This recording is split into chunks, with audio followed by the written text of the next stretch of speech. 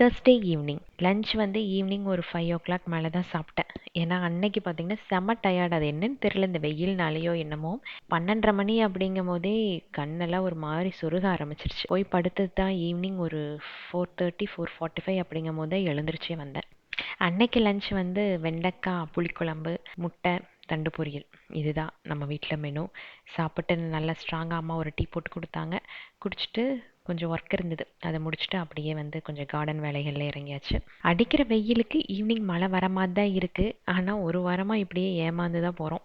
கொஞ்சம் எக்ஸசைஸாகட்டும் இருக்கட்டும் அப்படின்ட்டு அம்மாவே செடிகளுக்கெல்லாம் நானே தண்ணி ஊற்றி விடுறேன் அப்படின்ட்டாங்க. நான் டின்னருக்கு மட்டும் ஏதாச்சும் ரெடி பண்ணி வச்சுட்டு போவேன். பட் அன்னைக்கு வந்து கோதுமை தோசையும் நிலக்கடலை சட்னி வேணும் அப்படின்னு சொல்லி ஹரிஷ்மிதா கேட்டிருந்தா.